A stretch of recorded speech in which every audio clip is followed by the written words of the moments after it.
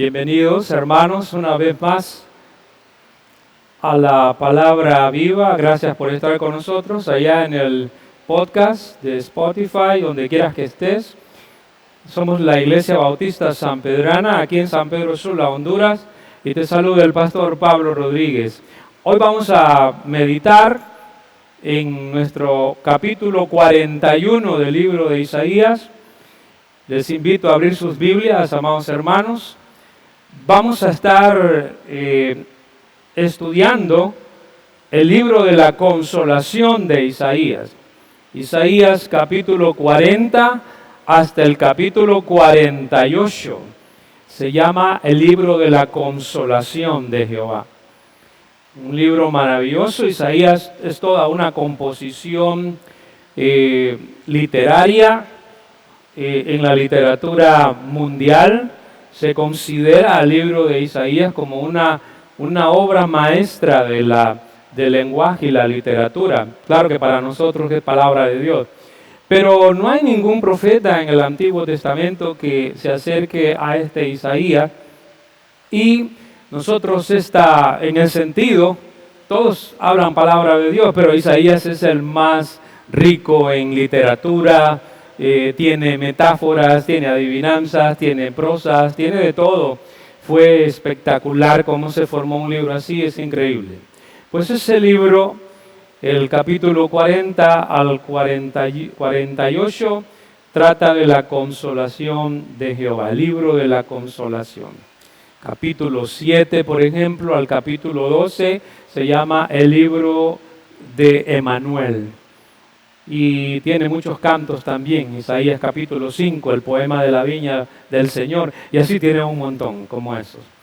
Pero nosotros vamos a ir a esta idea central del capítulo 41 que hemos leído esta mañana. Y esa idea central puede decirse de esta manera. Dios es soberano de la historia. Y Él está guiando todo suceso en la experiencia humana para gloria de su nombre y para bendición de todo su pueblo que confía en su fidelidad.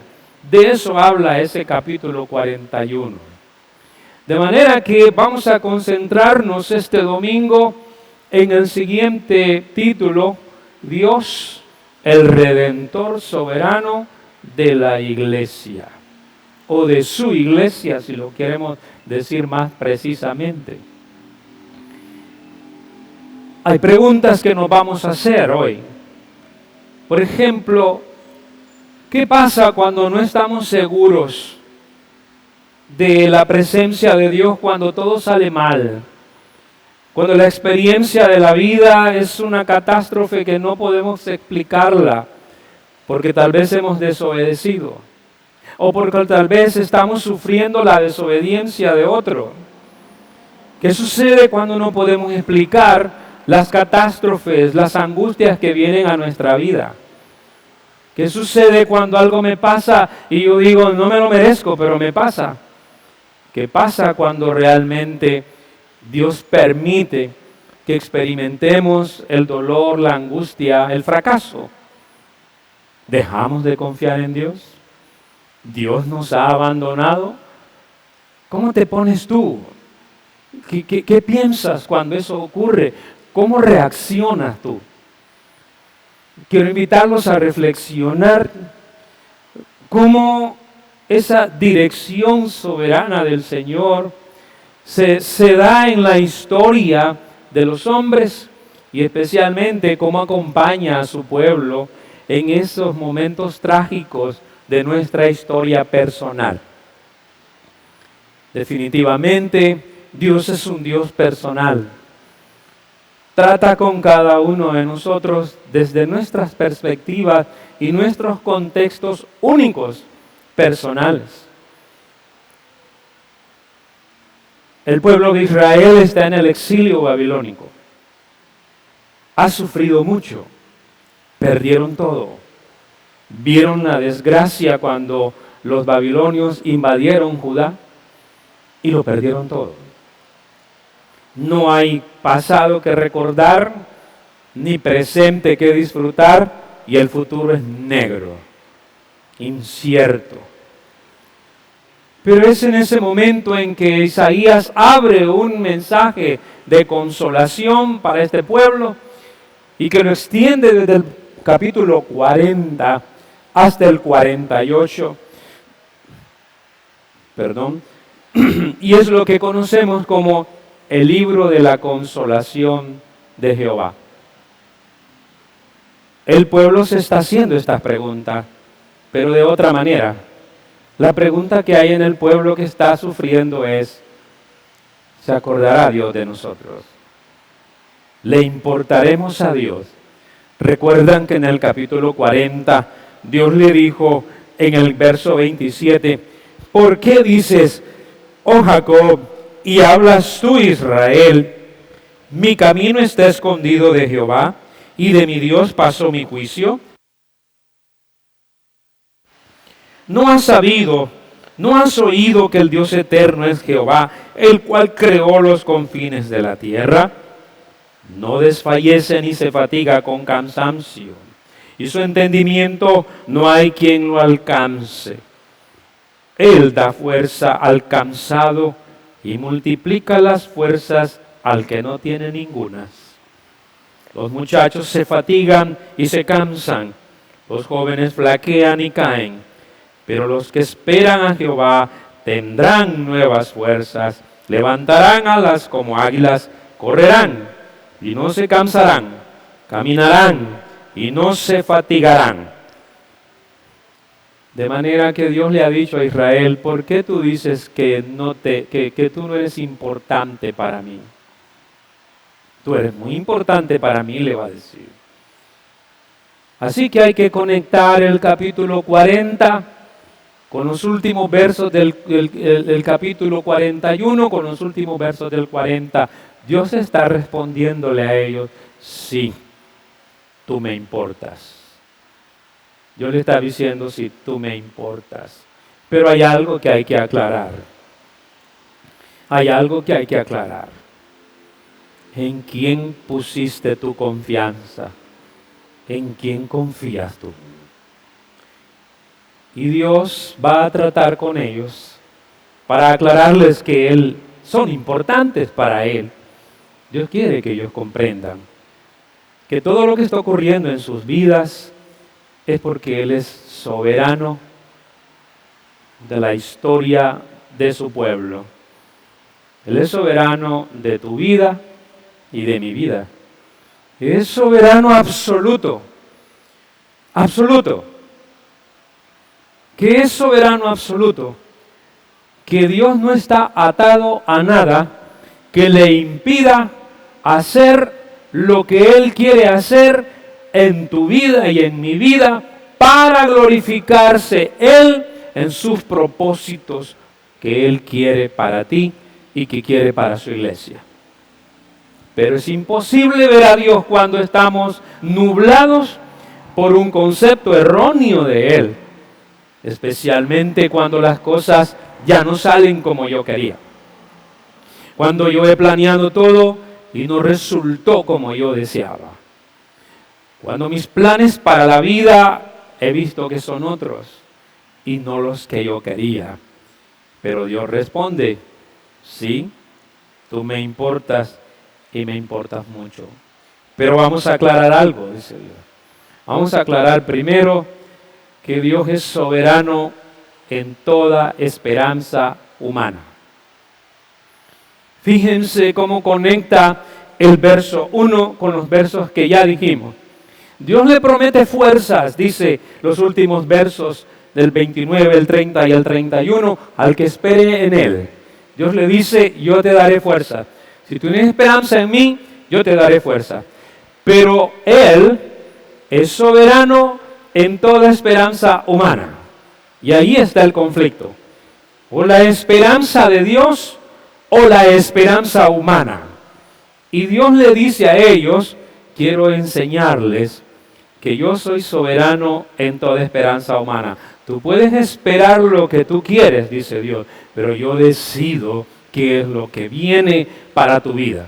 Primero, Dios va a hacer aquí o Isaías, inspirado por el Señor, hace una figura en la que va a presentar a Dios como un hombre que va a entrar en juicio contra las naciones paganas que no confían en Dios, sino confían en ellos, en las esperanzas humanas. Las va a llamar a un juicio. Y Dios va a exponer ahí en qué consiste la esperanza humana. Y ellas tendrán que responderle a Él. Pero no va a haber respuesta. No va a haber respuesta. Porque la esperanza humana no tiene respuestas. La de Dios sí. Y Él va a demostrar de qué está hecha la esperanza humana. Y fíjense lo que dice en el verso 1. Escuchadme, costas, y esfuércense los pueblos. Acérquense, y entonces hablen. Estemos juntamente a juicio. Dios va a hablar a las naciones paganas que no saben explicar lo que está sucediendo en ese momento. En ese momento histórico, en ese contexto, están en Babilonia los exiliados y están sufriendo, están preguntándose todo esto. Pero viene alguien que Dios ha levantado en la historia. Viene una persona que Él ha levantado para destruir Babilonia y destruir los pueblos alrededor de Babilonia. Y Dios llama a las naciones y les dice, escúchenme, costas, por costas las naciones paganas que no confían en Jehová. Pero allí, tomando la voz hebrea, que la traduce muy bien la Biblia de las Américas, y que está bien aquí también. Literalmente lo que Dios está diciendo es que la esperanza humana carece de la fuerza divina. Fíjense, Dios le dice a estas naciones paganas que no confían en Él, que confían en otra cosa. Les dice silenciosamente a mí. Así les dice. Eso de escuchadme, no. Más claro es silenciosamente a mí. Ahorita, dice Dios. Para acá. Vengan para acá y en silencio. Y no hablen nada. Aquí, en silencio para mí. Pónganme atención. Y cállense ante mí, dice Él. Pongan atención. Escúchenme. Esfuércense. Es decir, tomen valor de ustedes mismos. Tomen valor de su propia esperanza y vengan a hablar conmigo. Pero no hablen hasta que yo les diga, acérquense y entonces háblenme. Hablen y aleguen todo lo que quieran. Eso es lo que quiere decir ahí. Juntamente a juicio. Porque aquí la esperanza que se ve está fundamentada en que los pueblos paganos no confían en Jehová. Y cuando yo no confío en Jehová, los pueblos están muy asustados. Viene un ejército destruyendo pueblos y está por llegar a Babilonia y la va a destruir. El ejército medo-persa está por llegar a Babilonia, la va a destruir, la va a destruir. Y viene destruyendo muchos pueblos. Y los pueblos no hayan cómo explicar lo que está pasando. Y Dios les dice, ¿saben qué? En silencio vengan. Yo les voy a explicar lo que está pasando, pero cuando yo les diga, ustedes hablen, aleguen todo. El ser humano, cuando ve la catástrofe, cuando ve lo inexplicable, la tragedia, no la puede explicar. Y pone su esperanza en esa esperanza humana. Por ejemplo, en este momento hay mucha gente que está huyendo de Ucrania. Hay creyentes en ese lugar, muchos. Pero muchos de esos hermanos, sus esperanzas están en Dios. No están en el ejército, no están en el dinero, no están en el poder, no están en la juventud, no es nada de eso. Porque todas esas esperanzas que pone una persona en su corazón y no le permite a Dios soberanamente entrar en su vida, Dios dice que esas esperanzas son ídolos. Y ese es el problema. ¿En quién confías tú? Si no confías en Dios y pones tu esperanza en cualquier otra cosa, tú tienes un ídolo en tu corazón. No importa cómo lo llames, no importa quién sea, tú tienes un ídolo y tienes que solucionar eso. Por eso Dios le dice a ellos, la esperanza humana carece de la fuerza divina, porque se tiene que esforzar en ella misma. Por eso Dios les dice, esfuércense los pueblos, esfuércense. En realidad el sentido hebreo es, renueven sus fuerzas, pues. Pero ¿de dónde las van a sacar? ¿De dónde saca fuerzas una persona que no tome en cuenta a Dios en su vida personal? No tiene. Y Dios le dice a ellos, renueven sus fuerzas, acérquense y vengan a hablar conmigo. Vengan. Porque Dios les va a decir que esa esperanza humana, al carecer de esa fuerza divina, no tiene dónde agarrarse. Una persona que su esperanza la ha puesto en ella misma, o en su dinero, o en sus habilidades personales, o en no sé qué, o en no sé quién, no tiene fuerzas de dónde enfrentar las catástrofes que le vienen a la vida. ¿Por qué? Porque la esperanza humana también carece de discernimiento divino. No puede explicar cuando algo pasa que yo no quiero. No puede explicar una tragedia. La persona empieza a blasfemar, empieza a decir, Dios no está aquí, Dios no nos ama, Dios no me quiere, a saber qué está haciendo, yo no le importo. Pero Dios dice, lo que pasa es que tú tienes una esperanza humana y tienes que entender que yo estoy por encima de esa esperanza tuya. Y cuando eso pasa, la esperanza humana, hermanos, carece de discernimiento divino. ¿Por qué? No puede explicar las cosas. Dios le dice a estos pueblos paganos, ¿quién despertó del oriente al justo? Lo llamó para que le siguiese, entregó delante de él naciones y le hizo enseñorear de reyes, los entregó a su espada como polvo, como hojarasca que su arco arrebata. Lo siguió, pasó en paz por caminos por donde sus pies nunca habían entrado. Todos los eruditos bíblicos, al leer el libro de la Consolación en su contexto, todos llegan a la conclusión, y hermenéuticamente así es, Ciro el persa. En el capítulo 45, él dirá quién es. Aquí hay que entender algo, que la profecía bíblica, en los profetas, hay que entender lo que se cumple en profecía a nivel relativo. Es decir, lo que se cumple en el tiempo en que el profeta habla. Y lo que se cumple en profecía a nivel absoluto. Lo que se va a cumplir de esa palabra en el futuro absolutamente. ¿Sí se entiende? Por ejemplo, Isaías trabaja mucho con eso. Porque esta misma imagen del justo entrando y destruyendo naciones se cumplirá absolutamente en Jesucristo en el Apocalipsis cuando Él entre a derribar naciones. Lo han leído, Apocalipsis 19, el gran jinete que entra ahí. Pero para el profeta y el pueblo que está en Babilonia y los pueblos que están sufriendo la invasión medo-persa, este justo es Ciro el persa. Ciro el persa. Y viene invadiendo todo, viene derribando todo, y las naciones no hayan qué hacer.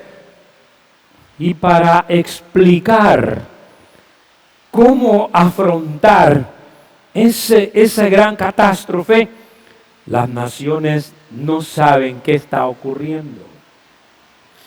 No saben quién domina la historia humana. Y Dios les dice, que no saben ustedes, verso 4, disculpen, ¿quién hizo y realizó esto? Ahí está la pregunta. ¿Quién llamó las generaciones desde el principio? ¿Respuesta? ¿Cuál es la respuesta? Yo, Jehová, el primero y yo mismo con los postreros. Es decir, que no saben ustedes que yo domino la historia, que no saben, dice Dios, que yo determino el principio y el fin que tendrá una persona. Yo, dice Dios, yo lo determino. Y así es.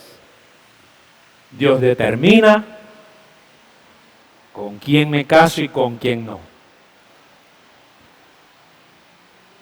Dios determina cuándo nazco y cuándo muero. Dios determina cuándo me enfermo y cuándo no. Determina cuándo es época de que yo llore y me humille y cuándo es época de que me vaya bien y todo me sale a pedir de boca. Usted no controla nada. Usted que me mira y me escucha allá en Spotify o allá en YouTube, donde quiera que esté, usted no controla nada. Compréndalo, no controla nada. Absolutamente nada. Absolutamente nada. Recuerdo a un hombre, fuimos juntos, estudiábamos juntos en sacábamos una especialidad. Su padre era un gran empresario y lo tenía por aquí, por un lado, no voy a decir por dónde para no, pero era bien soberbio. Pues un día se me sentó a la par y me dice, oye, ¿y por qué no vas a mi empresa para que estés con la gente y estés ahí y todo? ¿Te me estás invitando o qué? ¿Me vas a dar trabajo o qué? No, sí, me dice, quisiera que fuera. Y yo fui. Al final entré y platiqué con él. Y entonces, bueno, ¿para qué me mandaste a llamarle? Porque veo que tú ya lo sabes todo, le digo. Tú lo sabes todo, le digo. Y en efecto, se paró, abrió un armario tan grande con muchos libros. Y me dice, es que mira, yo estoy pensando, ¿para qué te voy a pagar a vos si yo lo sé todo? Me dice. Se me dijo. De veras, le digo, tú lo sabes todo. Y cerré mi agenda y le dije, tú sabes cuándo vas a morir. No, me dice, pero no, si tú sabes todo, debes de saber cuándo vas a morir. No lo volví a ver durante muchísimos años. El año antepasado fue una de las primeras víctimas del COVID-19. Por eso es que Isaías siempre le dice a la persona en su esperanza humana, soberbio, soberbia. El soberbio se anida en su corazón y pone su esperanza humana como el recurso con el cual le hará frente a la catástrofe, a lo que venga. Y Dios le dice, que tú no sabes que yo soy el primero y el último, que yo decido cuándo y cuándo sí y cuándo no, no importa cuándo te esfuerces. La esperanza humana carece de discernimiento divino, no sabe que Dios es el Dios de la historia de toda persona, Él la determina. Como usted ha visto personas de edades diferentes, he visto personas de 95 años que se enfermaron de esta peste y salieron bien del hospital. Y cuando yo miraba eso, le decía al Señor, tú eres soberano. No hay tales de tal cosa, tú eres soberano. Miren ustedes. Y he visto a un vigoroso, a un muchacho vacunado 3 veces, comiendo esto, haciendo lo otro, que no resistió 3 días. Yo decido la vida, dice Dios. Y cuando hayamos entendido que el control de la vida no lo tengo yo, lo tiene Él, aprenderé a descansar en su esperanza. Y no en esperanza humana, que no tiene discernimiento divino. La esperanza humana también carece del conocimiento del Dios verdadero. Carece del conocimiento del Dios verdadero. Dice, versos 5 al 7, las costas vieron y tuvieron temor. Los confines de la tierra se espantaron, se congregaron y vinieron. Cada cual ayudó a su vecino y a su hermano, dijo, esfuérzate. El carpintero animó al platero, y el que alisaba con martillo al que batía en el yunque, diciendo, buena está la soldadura, y lo afirmó con clavos para que no se moviese. La esperanza humana carece del conocimiento del Dios verdadero. ¿Por qué? Porque estas naciones no podían explicar lo que ocurría. ¿Qué hacían? ¿Cómo resolvían las naciones paganas el tema del destino? Fabricando dioses. ¿Me entienden? Fabricando dioses. Hagámonos el Dios tal, porque así era. El todo rey tenía siempre a sus sacerdotes al lado y sus profetas. No creían que el sacerdocio y profeta lo inventó Israel, no, ya había en el Medio Oriente. Ahí tienen a Balaam, por ejemplo. Y él le consultaba, ¿qué haremos con esta invasión de Ciro? Y él ya leía algo, hacía su ensayo mítico en su poción mágica, y él decía, los dioses quieren que hagamos una nueva estatua porque no los hemos honrado. Y me he comunicado con el Dios tal. Y ahí iban, y el platero hacía la imagen, la adornaban, la ponían, y el otro le decía, esfuérzate. ¿Por qué? Porque fabricar ídolos requería mucho trabajo, literalmente hablando. Los materiales, la materia prima. Requería mucho esfuerzo humano para llegar a creer que ese pedazo de metal podía responder, podía hablar y podía definir el futuro de una persona. Dios dice que la esperanza humana carece del conocimiento del Dios verdadero. ¿Por qué? Porque fabrica ídolos. Fabrica ídolos. Así me lo dijo. Estaba por morir la persona. Yo le fui a agradecer, porque había sido una persona muy buena con mi madre. A veces había criado con él. Yo jamás lo conocí hasta ese día. Llegué, entré. Nunca voy a olvidar eso. Vengo a orar por usted y a darle las gracias. Pero te voy a decir algo, me dice. Yo el dinero ya lo repartí. ¿Qué me di? Disculpe, pero yo no vine a eso. Vine a darle gracias por lo que hizo por mi madre. Si usted muere hoy, ¿dónde va a ir? ¿Conoce a Jesucristo? ¿Qué esperanza tiene? Murió 3 días después.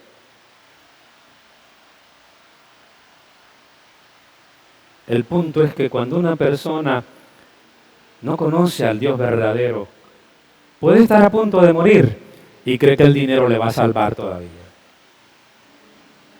Así de miserable es la esperanza humana. Quien se apoya en ella, se apoya en un ídolo que no es nada y que no es nadie. Pero el que se apoya en Jehová, dijo Jehová, los que esperan a Jehová, dijo en el verso 31, tendrán nuevas fuerzas, se levantarán alas como águila, correrán y no se cansarán, caminarán y no se fatigarán. Por eso el que tiene esperanza humana se tiene que esforzar en algo que no es Jehová. Pero Dios promete fuerzas al que tiene su esperanza en Él. Dios es soberano en toda esperanza humana. Y dice algo también, que Él es soberano, redentor en todo temor humano. Y qué maravilloso. Porque cuando una persona carece de esa esperanza de Dios y se va a fundamentar en la esperanza humana, no puede experimentar la libertad que Dios ha dado del temor del hombre. Dios nos ha dado libertad del temor. Por eso Isaías va a ser un contraste entre los idólatras del verso 1 al 7, cuya esperanza humana es vacía, y el pueblo de Dios, en el que Dios es su redentor ante todo temor humano.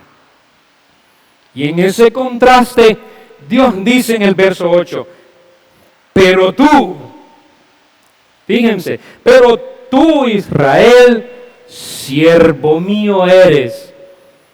Tú, Jacob, a quien yo escogí, la descendencia de Abraham, mi amigo. Miren, cuando uno lee eso, uno dice, qué falto de inteligencia es el que se apoya en la esperanza humana, teniendo a un Dios redentor que le dice a su propio pueblo, pero tú no tienes esa perspectiva de esos pueblos. Y ahora nos habla a nosotros como iglesia y nos dice, el temor humano no anula la elección de Dios. Fíjense, el pueblo de Israel está en Babilonia. Ciro el persa viene destruyendo todo. Ellos creen que Dios no los está cuidando. Dios los está cuidando porque levantó a Ciro el persa para usarlo como el que va a llegar a Babilonia y va a hacer aquel decreto, aquel edicto de que regresen a la tierra prometida. Maravilloso. Pero ellos tienen miedo.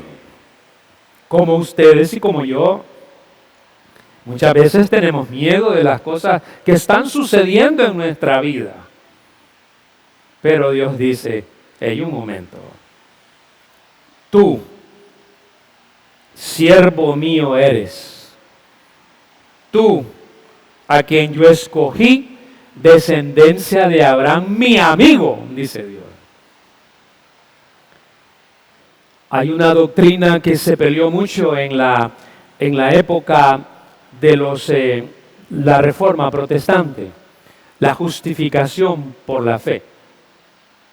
Pero una de las doctrinas que creemos nosotros también es la elección libre de Dios o la elección incondicional de Dios. No es que Dios eligió a unos para que vayan al infierno y a otros para que vayan al cielo, no es eso. Sino que Dios, desde antes que ustedes y yo naciéramos, y usted que me escucha en la internet, había determinado conocernos.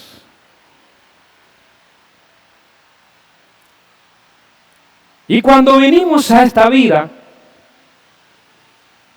nos encontramos que empezó a llamarnos y nos predestinó, dice Pablo en Romanos 8. Predestinar es poner una cerca, proorizo en griego, es poner una cerca donde yo voy para acá, pero Él me lo impide, pues yo agarro para allá y ahí me cierra y me abre esta puerta, y con esa puerta es donde yo encuentro lo que Él quiere para mi vida. ¿Se dan cuenta? Eso se llama predestinar. Y fue cerrando, quitando, poniendo, yo fui actuando hasta que me encontré con Él. ¿Se dan cuenta de eso? Me encontré con Él. De manera que al encontrarme con Él, ahora Él me dice, yo soy Dios, hola, y vengo a salvarte. Y me salvó. Ahora me dice, te he salvado y un día te glorificaré. Pero ahora quiero que camines justamente, que seas justo. No para ganarte mi elección, porque ya yo te elegí. Tú no me elegiste a mí, yo te elegí a ti. Por eso Cristo le dice a los discípulos, ustedes no me eligieron a mí, yo los elegí a ustedes. Le dice a Juan el Bautista, el ángel dice, desde niño Juan el Bautista, saben que fue lleno del Espíritu Santo desde niño. Juan el Bautista fue lleno del Espíritu Santo desde niño, desde que estaba en el vientre de su mamá.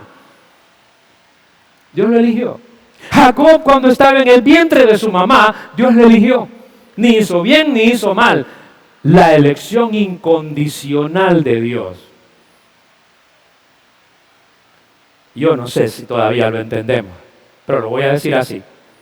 Pedro dice en su carta que es como ganarse la lotería.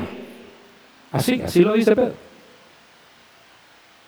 Una persona cristiana que ha creído en Cristo abandonó el temor humano porque ella sabe, pero si Dios me eligió a mí. ¿Por mis obras? No. ¿Por mi que era bueno? No, precisamente porque no lo tenía.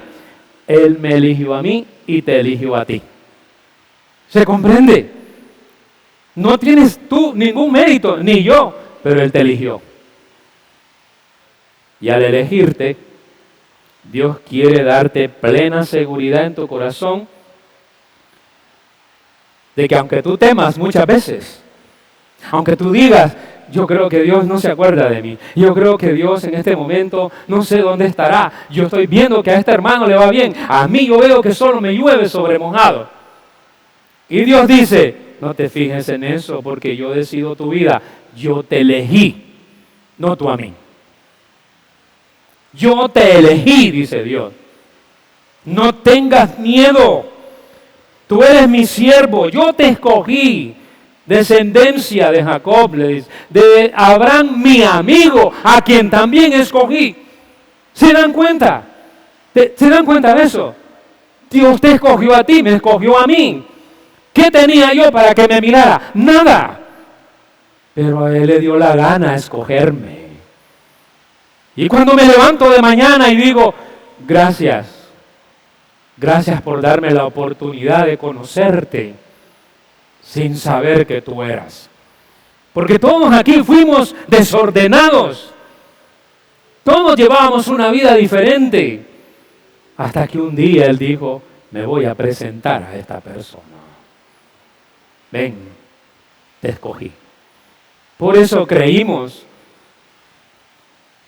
Él se plació y dijo, aquí estoy, heme aquí estoy. Aunque yo tema, aunque a veces no explique lo que sucede en mi vida, eso no anula que Dios me ha escogido. ¿Se entiende, hermanos? El movimiento apostólico profético ve la elección como que, como Dios te eligió, tienes que ser millonario. Eso no es así. Eso no es así. Dios nos eligió y esa elección determina todo lo que Dios va a hacer en nuestra vida. Al elegirme, Él dice, soy soberano en tu vida. No tengas miedo.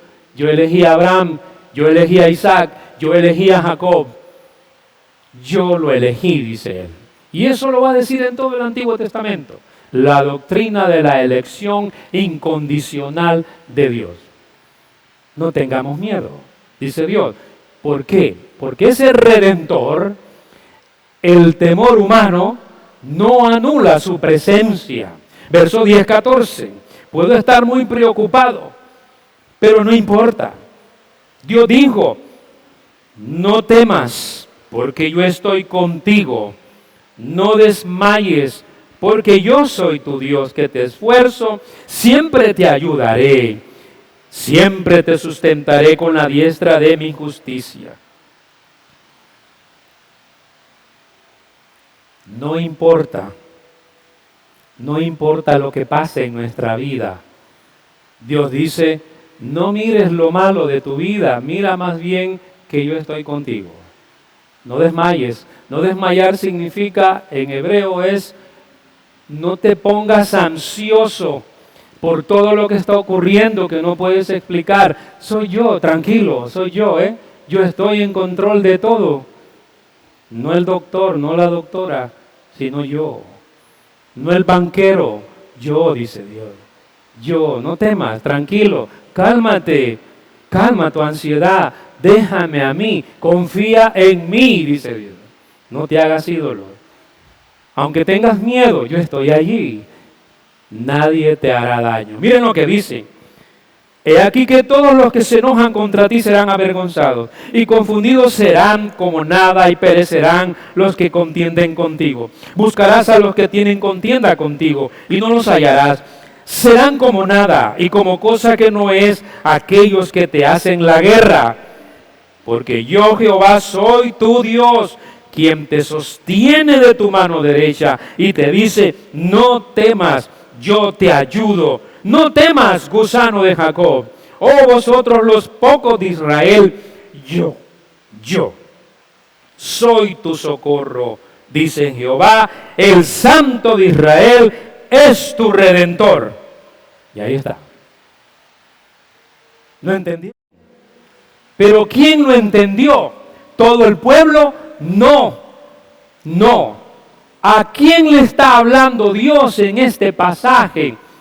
Al escogido, es decir, al que confía en Él, al que no fabrica ídolos en su corazón y ha decidido poner ciegamente su confianza en Él. A ese le habla, no al idólatra. Le está diciendo, por eso dice, pero tú, le dice, pero tú, oh Israel, no es toda la colectividad, es de aquellos que Él llama gusano de Jacob, vosotros los pocos de Israel. Porque no eran todos. Los escogidos de Él, a ellos les dice, eres un gusanito que todo el mundo ha pisoteado. Eres un gusanito, pero yo te convertiré de un gusanito, dice Dios, te haré otra cosa. ¿Por qué? Porque el temor humano no anula la poderosa fuerza de Dios. Aunque yo tenga miedo, Dios me dice, yo tengo poder. Toma mi poder, no el tuyo. No saque fuerzas de ti porque no hay. Yo soy el que te las voy a dar. ¿Hasta cuándo uno deja de hacer eso? Hasta que toca a fondo la persona. He visto la persona que me dice, hoy sí, pastor, toqué fondo. ¿Por qué? Se me acabó el pisto, me dice. O sea que tú estabas confiando en el dinero. Eso me estás diciendo. Eso me está diciendo. Ah, pues hoy viene Dios. Hoy le toca a Dios. Déjalo a Él actuar. No importa lo que suceda. Dios no quiere que tú vivas en temor. Él quiere que tú entiendas que Él te libró de ese temor. Es tu Redentor. Es tu Redentor. Redentor es un libertador, alguien que paga por mí para librarme y ponerme en su propiedad, porque estaba en propiedad de otro, era propiedad de otro.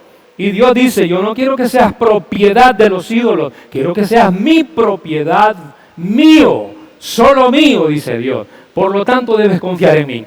Bota el temor y anula todo, porque la fuerza de Dios está con el que le cree a Dios y saca fuerzas cuando no las tiene, porque tiene a Dios en su corazón.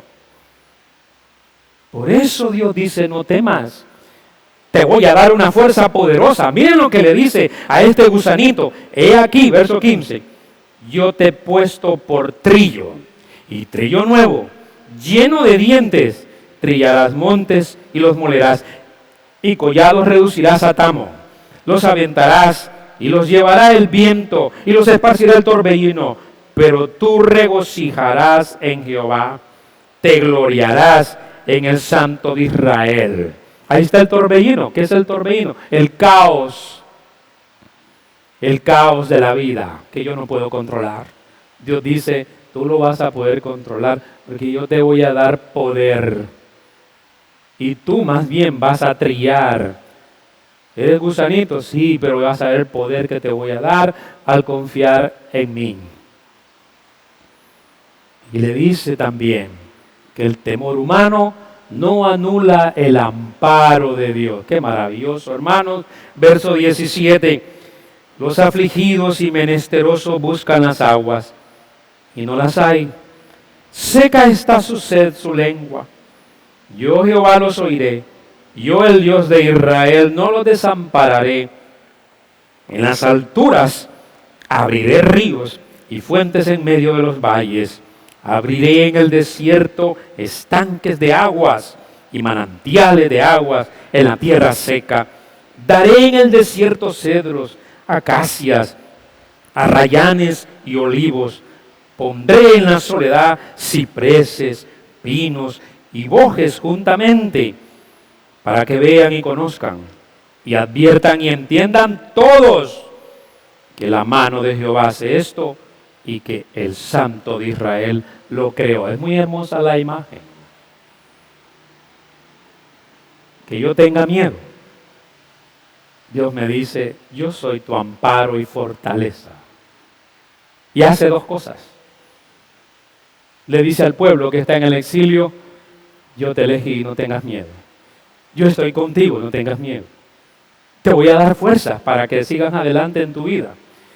Pero voy a decirte que te voy a amparar. ¿Y sabes lo que voy a hacer? Dice, voy a hacer dos cosas. En el mundo antiguo hay dos cosas muy importantes para la cultura del bienestar del patriarcado o de las tribus. Y son dos cosas muy importantes que en el mundo antiguo importan mucho para la vida diaria y son necesarias. Dos cosas, el agua y la sombra. El agua y la sombra. Con el agua beben agua, se bañan y cultivan. Con la sombra descansan, tienen sus momentos de relajamiento y pueden concentrarse en Jehová. Pues Dios le dice a ellos, les voy a dar agua y les voy a dar sombra. Agua y sombra, muchas personas la ocupan. Pero si ahí tengo agua en la llave, me va a decir usted, no estoy hablando de esa agua.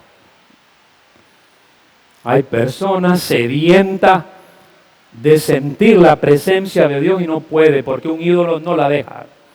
Sedienta de tener fuerzas para seguir adelante y no puede porque un ídolo no la deja. Quiere sentir, la elección de Dios, quiere sentirse segura, pero el ídolo no la deja. Porque el ídolo lo que fabrica es temor. Y Dios lo que da es fuerza, presencia, seguridad y amparo a la luz de la vida y sus catástrofes. Dios me dice, aquí hay agua para ti y hay sombra para ti. Refréscate y relájate, porque yo estoy contigo. ¿Qué más queremos? ¿Qué más queremos? Es increíble lo que Dios le prometió a estas gentes. Todo porque Él es su Redentor. Y es un tema que va a estar en Isaías, en todo el libro de la consolación. Él le dice, yo soy tu Redentor, a cada rato, yo soy tu Redentor, yo soy tu Redentor. Porque es importante entender. ¿Por qué es mi Redentor? Porque si yo no confío en Dios, confío en los ídolos, y los ídolos me tienen esclavizado. Y Dios dice, yo te quiero librar de esos ídolos. Yo te quiero dar agua y te quiero dar también sombra. Quiero darte poder. Quiero darte presencia. Quiero que sepas que yo te elegí y que te llevo por un camino correcto. No te metas. No me estorbes, dice Dios. Déjame hacerlo a mi manera. Confía en mí. Y yo haré, dice Dios. Y finalmente, le dijo algo a los ídolos. Ya no habla con los pueblos. Ya no habla con Israel. Ahora va a hablar con los ídolos. Directamente a ellos. Pero es que es un recurso metafórico. Es un recurso que está utilizando el profeta para decírselo a José y lo escuche Pablo.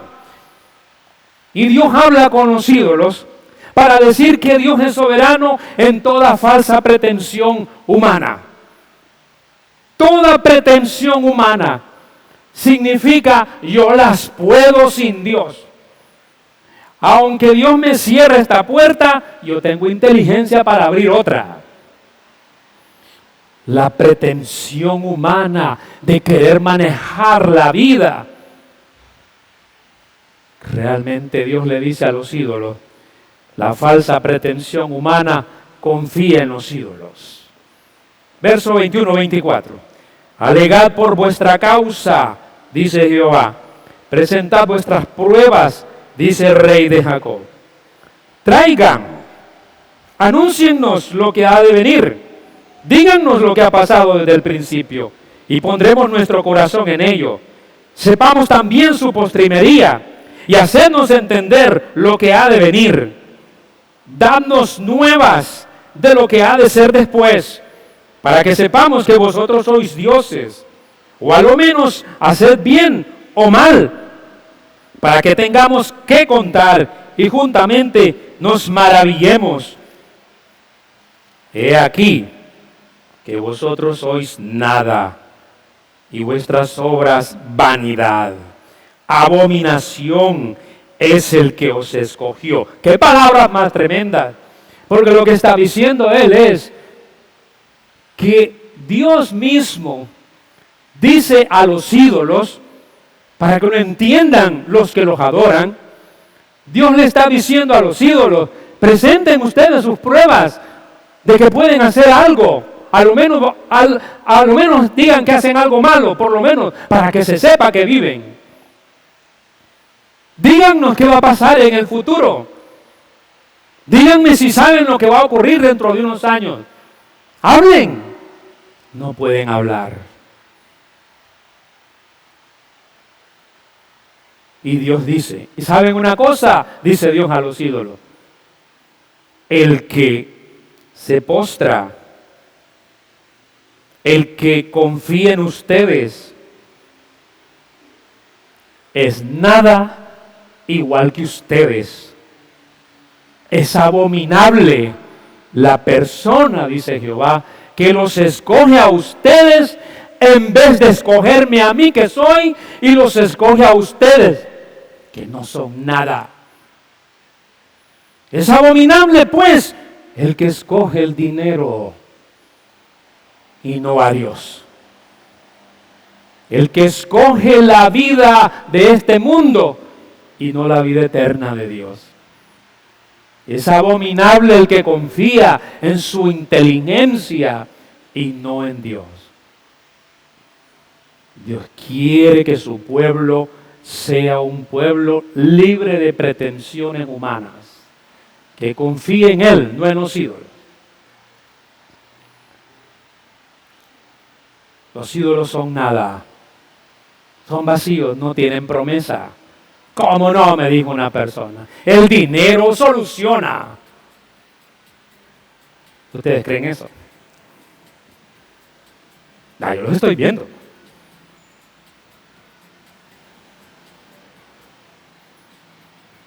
Soluciona el dinero.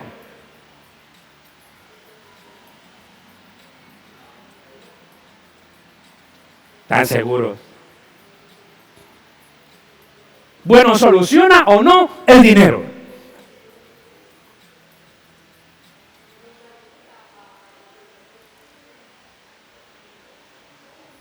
No soluciona.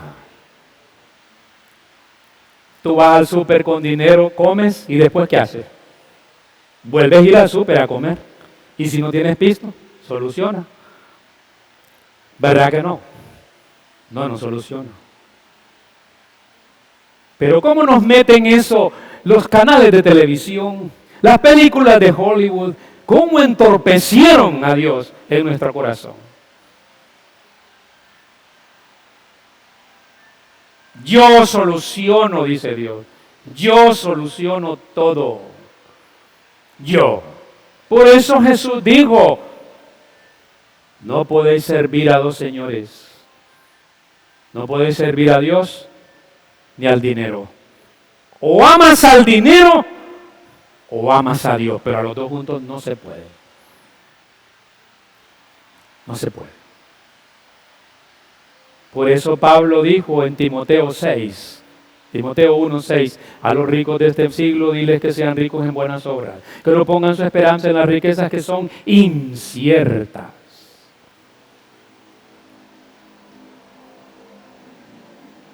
Feliz el que no tiene nada porque no tiene de qué preocuparse.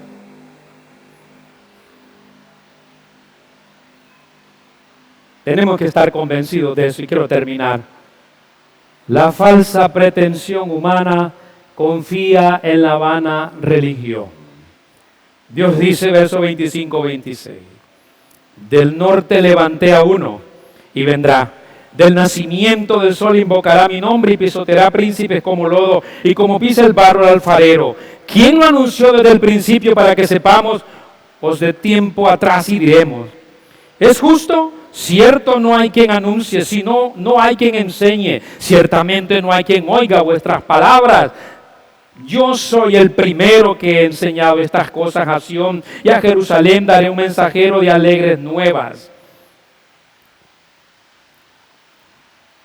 Dios le dice a ellos, su religión no les sirve para nada.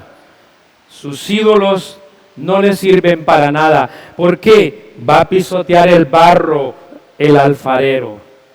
Sus ídolos los voy a quebrar, dice Dios. Sus ídolos los voy a pulverizar porque no son nada. La religión que confía en Dios y confía en los ídolos es vana. O Dios o nada. Dios dice, conmigo todo o nada. Pero dos cosas conmigo no van, dice Él. O yo o solo yo. De ahí nadie más en tu corazón. Es vana. Y yo voy a pisotear todo eso, dice Dios. Me encargaré de destruirlo. Y finalmente, la falsa pretensión humana confía en la vanidad humana. ¡Qué terrible! Verso 27, yo soy el primero que ha enseñado estas cosas.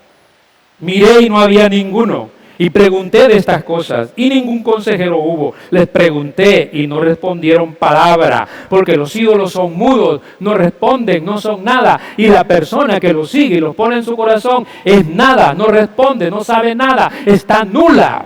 Dice Dios, he aquí que todos son vanidad y las obras de ellos nada. Viento y vanidad son sus imágenes fundidas. La vanidad humana fabrica ídolos ahí donde no quiere que Dios sea soberano. ¿Qué aprendemos?